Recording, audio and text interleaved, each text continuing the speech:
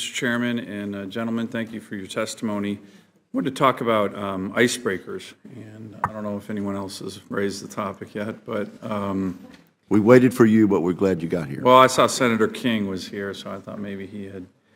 And so you may have seen the President Trump's Coast Guard speech. He talked about the need for icebreakers. A number of us on the committee, very bipartisan, have focused on this. President Obama talked about it. In terms of our kind of competitiveness for the growing strategic importance of the Arctic region of the world. Russia now has 40 icebreakers, building 13 more, some of which are nuclear powered. We have 2. One is broken. They're in a horrible state of disrepair. Shameful, in my view, to put men and women in the U.S. military with the uniform of the U.S. military on ships like this. If you've ever seen them, you would, I guarantee you, agree with me. Senator King had the very eloquent statement saying the icebreakers are the highways of the Arctic. The Russians have superhighways, and we have dirt roads with potholes, something like that. But it was well stated. It was very well stated. So we have a bit of a frustrating issue that we have to deal with here, which is kind of the hot potato between the Coast Guard and the Navy. Whenever the topic comes up, nobody seems to want to own it, and we'll have to deal with that. But there's also this discussion, kind of this conventional wisdom out there that comes, I think, mostly from the Coast Guard, that if we do get the funding to build an icebreaker, it'll take $1 billion and 10 years to build. Every time I hear that, I'm like, gosh, we put a man on the moon inside of 10 years. We can't build an icebreaker, one icebreaker inside of 10 years. So I've kind of looked around the world, and the Finns are very interested. They say they can build heavy icebreakers for $250 million.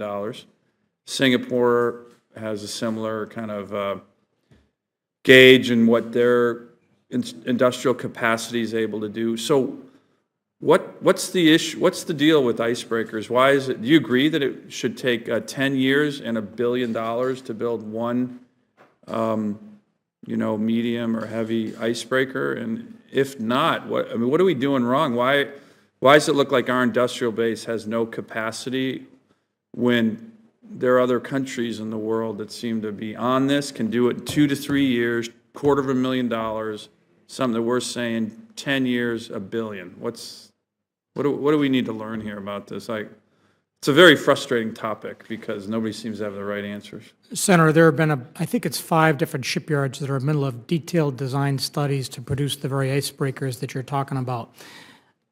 Relative to the cost and the time it takes to build them, it's largely at this stage driven by the requirements that are determined to be necessary.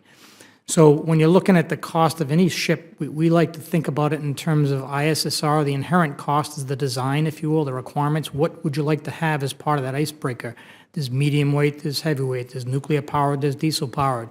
There's thicknesses of ice that it has to travel through. All those things can determine the cost. We're actually teamed at NASCO with a branch, if you will, of some of those foreign companies that have built many, many icebreakers to make sure we can come up with one of the best concepts as part of this design studies. So the numbers that you're using, I can't comment on specifically because I'm not sure of the source or what the requirements were used to Should it determine take those. 10 years and $1 billion? We would like for it not to, but it, So would we.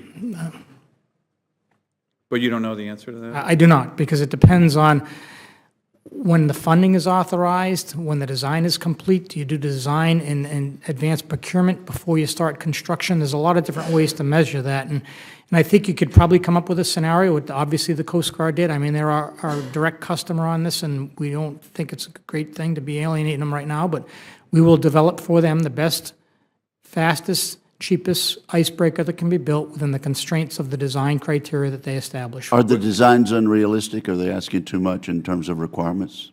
I think they're very open-ended at this point. I think they're very general at this point, so I don't know. Would it make sense to go to the Finns and just say, No. no? Well, that's a rhetorical question, as you can imagine, but, I'm very supportive of our industrial base, but if the industrial base takes 10 years to be able to do something that really shouldn't, let's face it, shouldn't take 10 years to build an icebreaker. And I don't know if that's our problem or the Coast Guard's problem, but it would be helpful if you guys had suggestions on how to make it so, we don't need to go to Singapore or Finland and say, well, you guys seem to know how to do this much better, much cheaper, much more efficiently than our own industrial base. I don't think that's where anyone wants to go, but at a certain point, 10 years is kind of a crazy idea that we can't do anything in that amount of time. Anyone else have a thought on it? Well, yes, Senator. I think something that the Coast Guard is doing that's quite smart is they're involving industry early in the requirements definition. And where I've seen designs take longer and construction take longer is where the requirements were poorly defined and construction was started and the design wasn't finished. And so to bring the industry in, the shipbuilders in, to ask for their ideas, and industry is involved then in terms of the world standards for icebreaking. I was at Avondale when Healy was designed and built, the last icebreaker in this country. But we've brought in members from all around the world to find out what the best ideas are. For the Coast Guard to be asking industry, what are your ideas? What do you think? And then how much will this cost with this idea? To have those discussions now, I think is extremely healthy, and I think it'll actually take the Coast Guard to a good place.